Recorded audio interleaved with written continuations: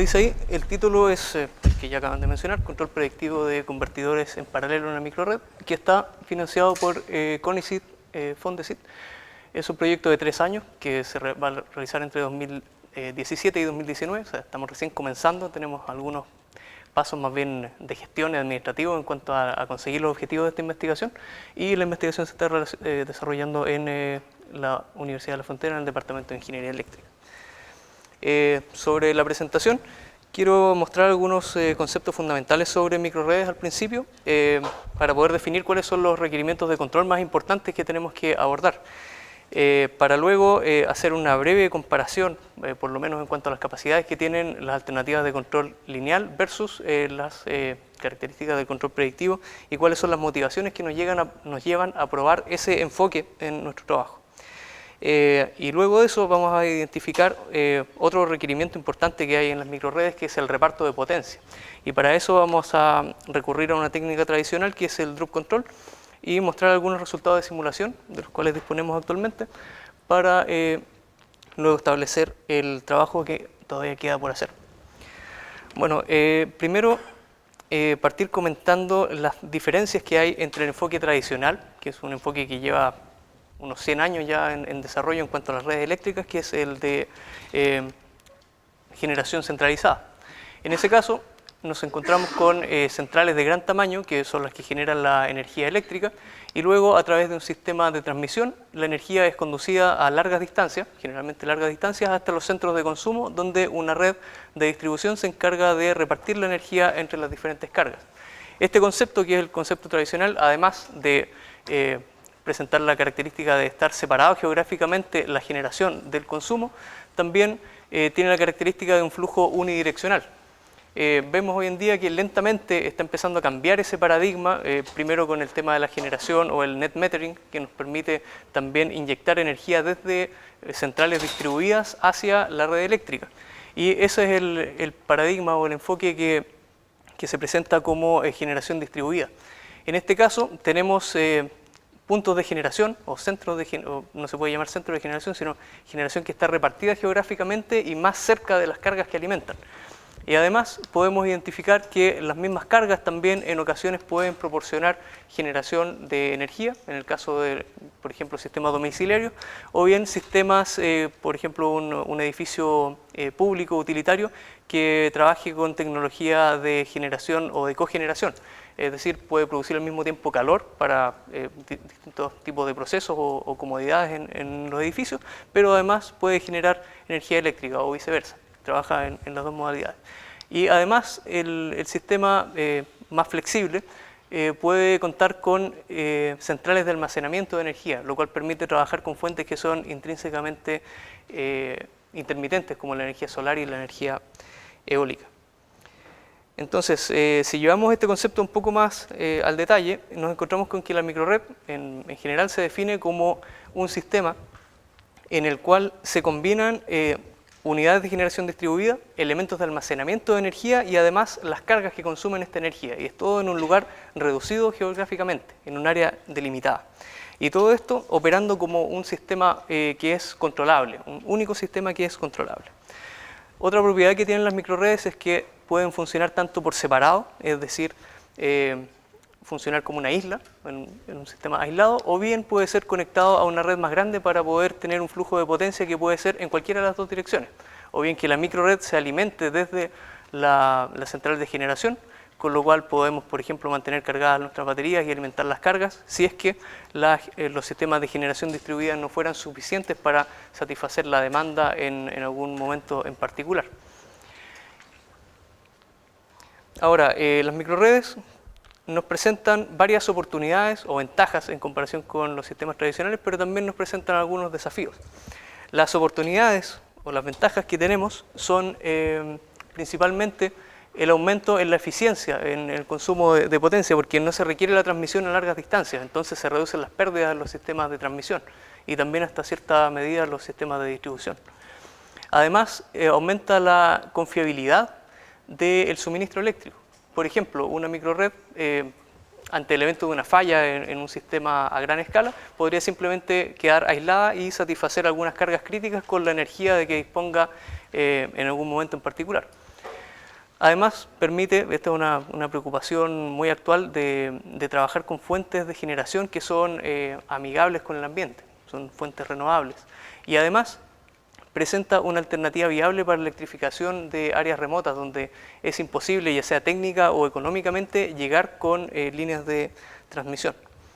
Ahora, todo esto viene con un precio, o por lo menos presenta algunos desafíos. Primero, que la carencia de inercia física, que es típica de los sistemas de generación de gran escala, por ejemplo los generadores sincrónicos que tienen inercia rotacional, permite que sean más inmunes a la aplicación de impactos de carga o de perturbaciones en la red.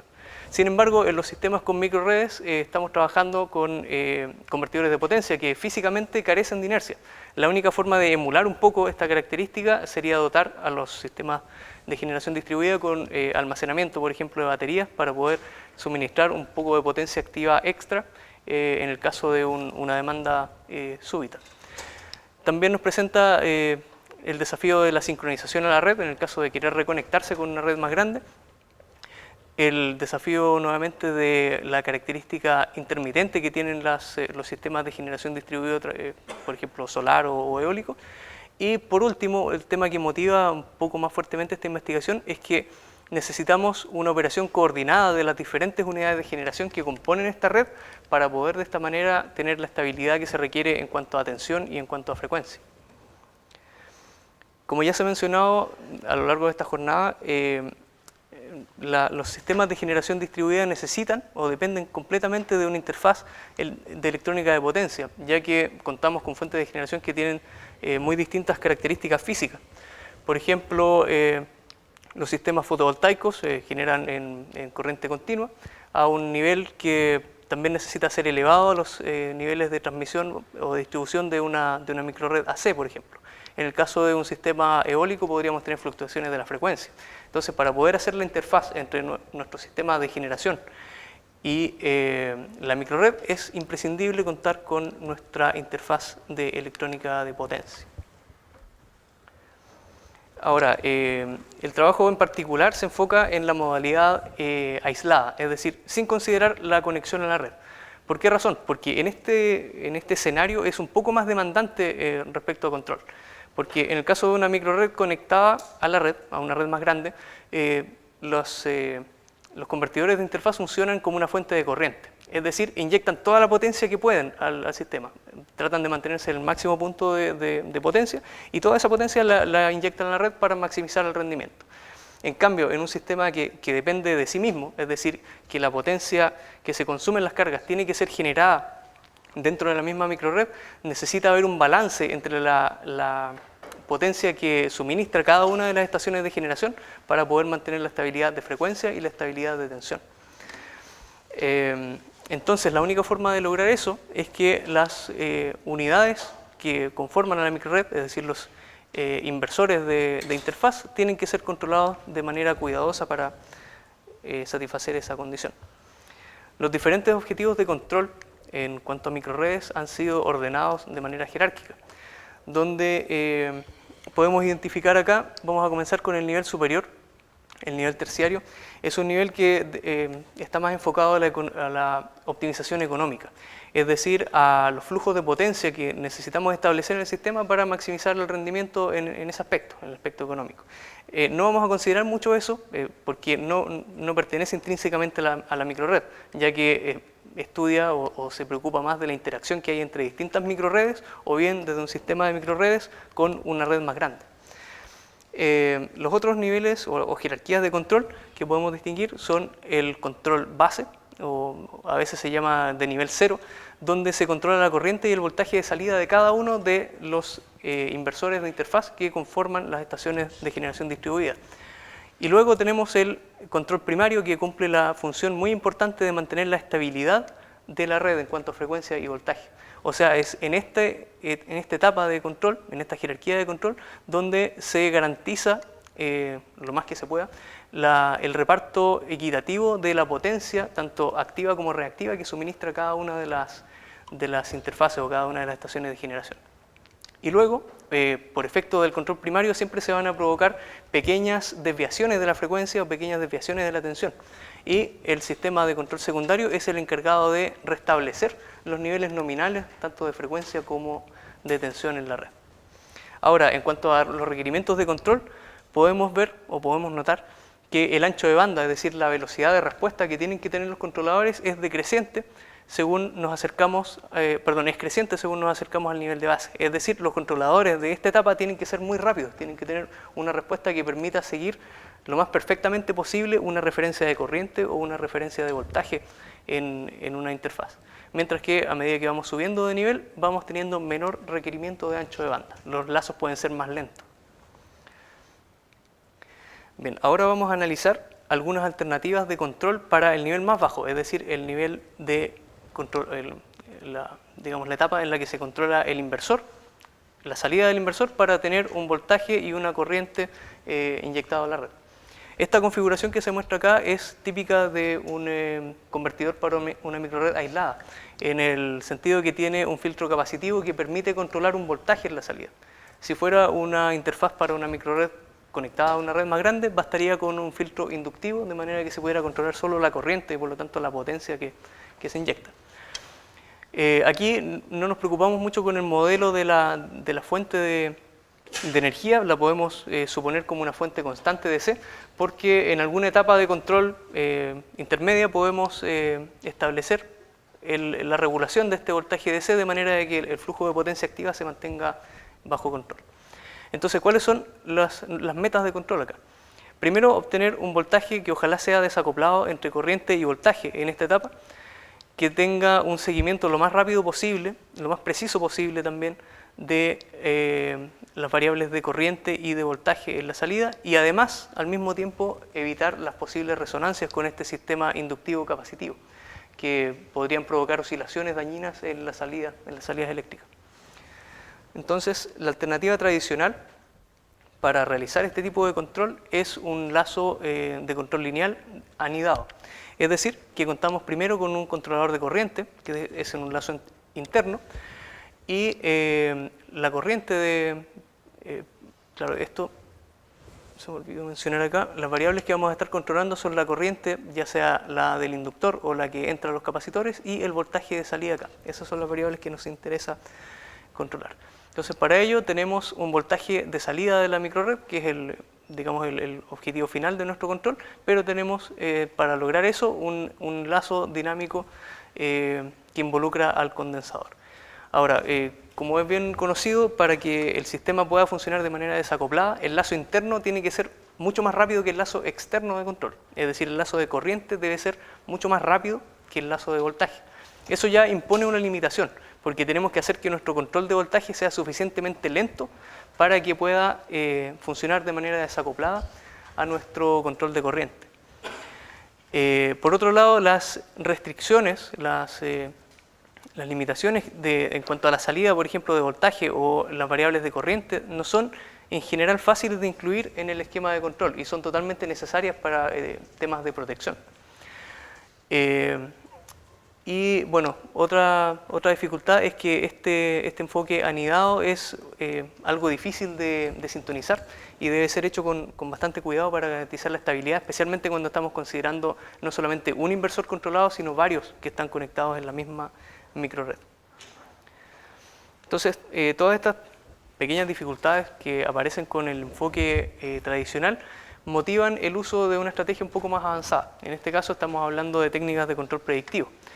El control predictivo, solamente para hacer una breve historia, tuvo su origen en plantas industriales que tenían problemas de control químico, o sea, procesos químicos, donde habían no linealidades, retardos o también muchas restricciones que aplicar dentro del esquema de control y por lo tanto era bastante difícil satisfacer eso con los esquemas lineales tradicionales. Entonces, así surgió la familia de control predictivo, donde nos ofrece una manera flexible y sistemática de poder incluir esas no linealidades del problema y esas restricciones del problema, y además controlar al mismo tiempo, simultáneamente, múltiples objetivos de una manera natural. Otra cosa que podemos decir, especialmente cuando hablamos del tipo de control predictivo que es de conjunto de control finito, es que podemos tener una respuesta transitoria destacadamente rápida y además una implementación relativamente simple en comparación con sus contrapartes lineales. Bueno, ahora voy a presentar rápidamente, porque sé que hay más presentaciones que tienen que ver con control predictivo más adelante, el esquema de control basado en conjunto de control finito, donde nosotros vamos a aprovechar o explotar la característica discreta que tiene el comportamiento de un inversor, donde si consideramos todas las combinaciones posibles de los estados de estos switches, nos damos cuenta de que solamente existen 8 alternativas en las cuales se puede conmutar, solamente 8 estados de conmutación válidos. Y eso nos lleva incluso a menos voltajes diferentes, solamente tenemos 6 voltajes activos y un voltaje cero, que son nuestras opciones o nuestras alternativas disponibles para la salida del inversor. Entonces, otra cosa que necesitamos, primero tenemos el tema del conjunto finito, que ya lo establecimos. Luego tenemos que contar con un modelo de predicción adecuado, que ya fue tratado en la presentación del profesor Goodwin. Aquí obviamente no voy a entrar mucho en detalles, pero la idea es tomar las dinámicas del voltaje del condensador y la corriente en el inductor y establecer un modelo discreto, un modelo que puede ser implementado en un algoritmo computacional. Aquí, para hacer la discretización, ocupamos Euler, solamente una aproximación, porque digamos, dependiendo del orden del sistema, se cumplen ciertas garantías que nos permiten asegurar que, por ejemplo, para el caso del control de corriente, Euler es suficiente, nos permite contar con un retardo suficientemente pequeño. Y para el caso del condensador, ahí utilizamos una serie de Taylor truncada al segundo término, y de esa manera también satisfacemos la condición de que no se introduzcan retardos adicionales al lazo de control. Y el tercer elemento, que es muy importante para la implementación del control predictivo, es la definición de la función de costo. Es decir, aquí nosotros ponemos todo lo que nos interesa controlar en el sistema. En este ejemplo, solamente nos interesa controlar o llegar al seguimiento del voltaje de salida. Por lo tanto, lo que hacemos es tomar las componentes en alfa y beta, que es la descomposición de un sistema trifásico en vectores espaciales. O la diferencia que hay entre una referencia de voltaje y el voltaje que se predice, eso es una medida de qué tan buena es la acción de control que yo estoy evaluando. Entonces, como tenemos solamente 7 posibilidades para probar, es fácil, es muy rápido en un sistema computacional probarlas todas y quedarse con el óptimo. Esa es una optimización por búsqueda exhaustiva, pero que en sistemas como estos se puede implementar fácilmente. Y además se le involucra o se le incluye a esta función de costo un elemento de protección de sobrecorriente. Es decir, si nosotros superamos un cierto umbral de corriente que definimos acá, entonces nuestra función de costo se castiga, se le coloca un valor grande. Es decir, esa alternativa que nosotros acabamos de probar es mala, hay que descartarla. Y nos quedamos entonces con alguna que nos permita mantener la corriente por debajo de los límites aceptados. El algoritmo de control, si visualizamos el intervalo que hay entre un ciclo y otro, es decir, un periodo en el cual se ejecuta un algoritmo de control, tenemos diferentes pasos bien diferenciados. Primero, la medición de las variables eléctricas que nos interesa, y luego aplicamos el estado que hemos calculado en el periodo anterior. ¿Por qué hacemos eso? Porque si aplicáramos primero el estado de activación, cambiaríamos el estado de los switches y por lo tanto la medición podría estar contaminada con la acción de control. Entonces primero medimos, guardamos en memoria, luego actuamos con la combinación óptima que encontramos en el intervalo anterior, y luego toda esta información, tanto la acción de control como las mediciones, se aplican al modelo de predicción para poder tener una predicción, valga la redundancia, de cuál va a ser el estado del sistema en un instante futuro. Y luego, como ya había mencionado, se evalúa la función de costo para cada una de las acciones de control disponibles, que en estos sistemas son pocas, y eso nos permite encontrar el óptimo que corresponderá a la acción de control que vamos a tomar en el siguiente intervalo. Ya. Lo que he hablado hasta ahora tiene que ver con el control a nivel base, es decir, cómo nosotros podemos controlar la salida del inversor y cómo el control predictivo puede hacerlo más rápido y de una manera más simplificada. Pero nos queda el problema del reparto de potencia. Si nos fijamos en un modelo simplificado donde hay dos fuentes que intercambian potencia entre sí y que están separadas por una impedancia que en este caso representa a la línea de distribución, entonces encontramos que la potencia activa depende del ángulo en el cual están separadas las tensiones de ambas fuentes, mientras que la potencia reactiva depende de la diferencia de las amplitudes entre ambas. Entonces esto nos indica que nosotros podemos de alguna manera manipular el sistema en base a las variables que nosotros podemos medir localmente para ir ajustando la razón a la cual cada una de estas dos fuentes entrega potencia. Y eso se hace mediante el Drup control. Entonces, ¿qué significa o cómo se puede traducir esto?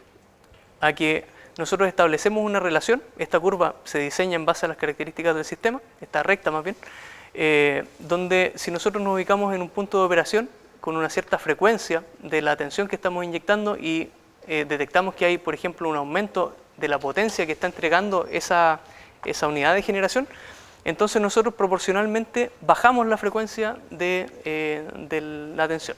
¿Qué es lo que permite esto? Si tenemos dos unidades de generación que están funcionando sincronizadamente y una de ellas empieza a cambiar su frecuencia, entonces necesariamente, como hay un desajuste de las velocidades de las frecuencias, ¿sí? Tenemos un cambio en el ángulo y por lo tanto tenemos un cambio de potencia. Y lo mismo se puede establecer para el caso de la tensión. Entonces lo que nosotros estamos haciendo, aquí me voy a saltar el tema de la impedancia virtual. Lo que nosotros vamos a hacer en el fondo es con el Drup control fijar las referencias que tiene el voltaje que vamos a generar en la salida de cada una de nuestras fuentes para poder estabilizar la tensión. Ahora, en los minutos que me quedan, les quiero mostrar unos resultados de simulación que involucran a este sistema compuesto de dos unidades de generación que están separadas por líneas de distribución y que alimentan una carga. El esquema en el que vamos a trabajar involucra el cálculo de potencia instantáneo en cada una de las estaciones, donde a partir de la potencia instantánea activa y reactiva que está entregando el sistema puede calcular la frecuencia de referencia y también la tensión de referencia. Y eso nos va a generar acá un determinado voltaje que nuestro controlador debe seguir. Este paso no lo expliqué, pero es una alternativa que permite mejorar un poco el desempeño del control Drup y es como una compensación que nos permite lograr un mejor reparto de potencia cuando la impedancia de las líneas de distribución no es igual en la microred. Entonces, dicho eso, el Drup control que está acá con su impedancia virtual nos permite generar la referencia de voltaje y nuestro controlador predictivo genera las acciones o las combinaciones de switches que nos permite efectuar el control en la salida. Aquí están los resultados para el control predictivo, para el control de voltaje del control predictivo.